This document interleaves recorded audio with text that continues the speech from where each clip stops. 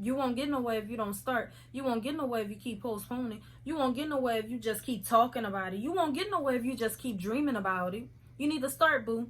I told you I'm that bitch from the south. I knock a nigga socks off. Outside swinging sticks. I ain't talking top off. I been killing features. I'm on everything like hot sauce. So don't act like.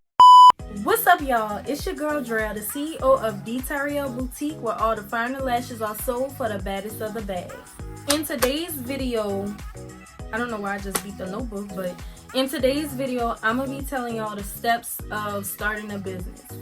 Any business in particular, you know, but I'm gonna be talking like cosmetic business wise.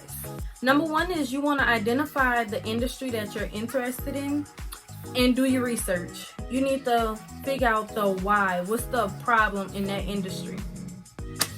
Ace. Like, for example, hair care, hair loss. Some people, they edges start to thin out from wearing wigs.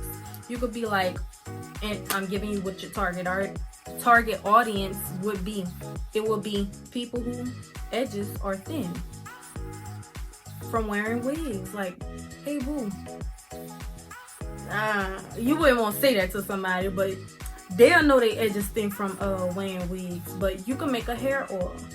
Like, I have a hair oil that I make myself. I've been making it for a few years now, and my hair has grew tremendously.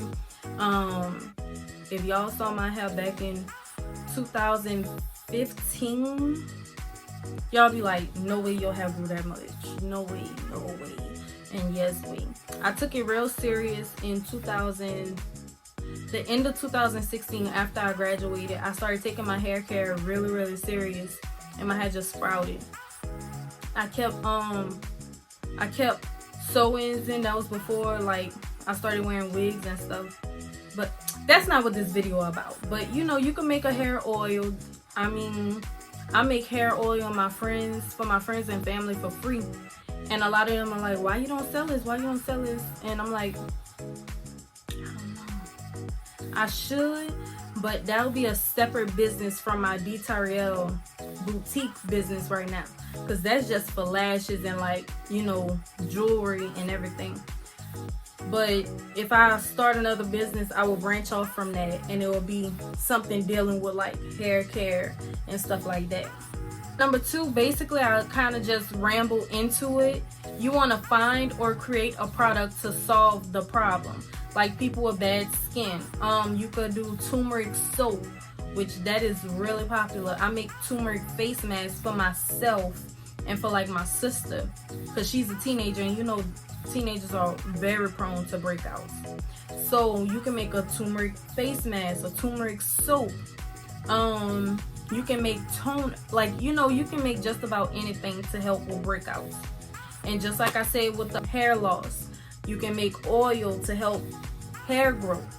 You know, you need to solve the problem that's in that industry that you want to pursue. And like I rambled in number one, number three is you want to research and identify your audience. Like I said, with the edges, your audience will be women who are losing their edges due to wigs. Like, you want to start off small. Your product can't be for everybody when you start off.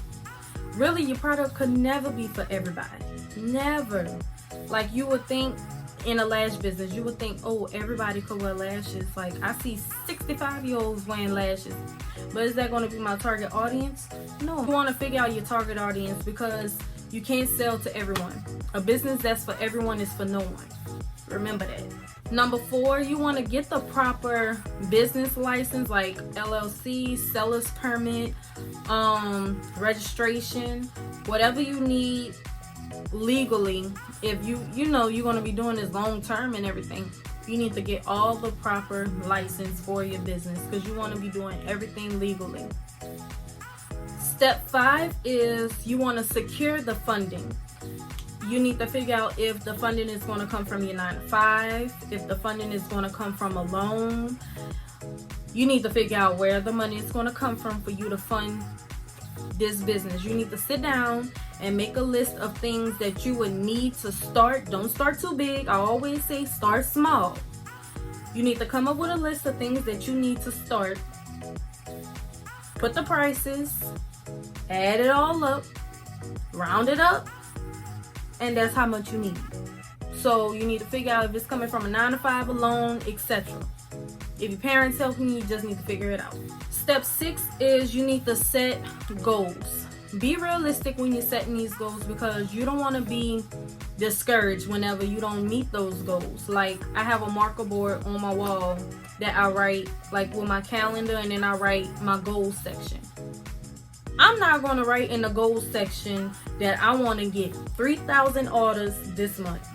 I mean, it could be possible, but that's not a goal that I would write at all. That a goal is like, oh, I want to make 100 orders this month. But when you're starting off small, you should, well, when you first starting off, period, because we all small businesses. But you don't never want to look at yourself as a small business. Keynote. But when you first starting off, you want to be realistic. Not everybody's going to know about your business at this point. So you need to set a goal like, oh, I want to make 5 orders this month. Oh, I want to make average $50 this month. Like, you know, be realistic with your goals, because you do not want to be discouraged whenever you, like, the end of the month coming, you're like, oh man, I didn't reach those 3,000 orders. Like, I'm a failure. Like, don't set unrealistic goals, because you will be disappointed. And the last step is to just start. Don't hesitate. Don't be like those people that be like, oh, I'm gonna work out next Monday. I'm gonna work out after Christmas. I'm gonna work out after New Year. Don't be one of those people. Once you have everything on this list done, written down, you got your game plan ready to go, start. Make that business account.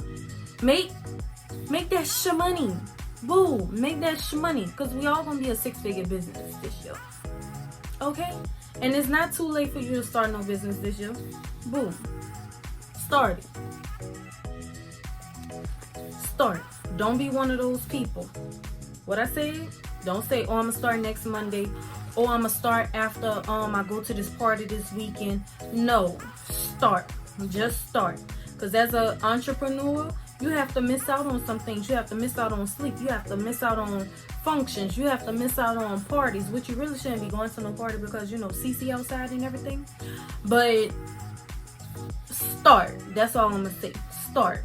Because you won't get nowhere if you don't start. You won't get nowhere if you keep postponing. You won't get nowhere if you just keep talking about it. You won't get nowhere if you just keep dreaming about it. You need to start, boo.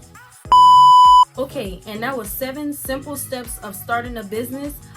I can make a second video and go more into depth on the steps that you need to take.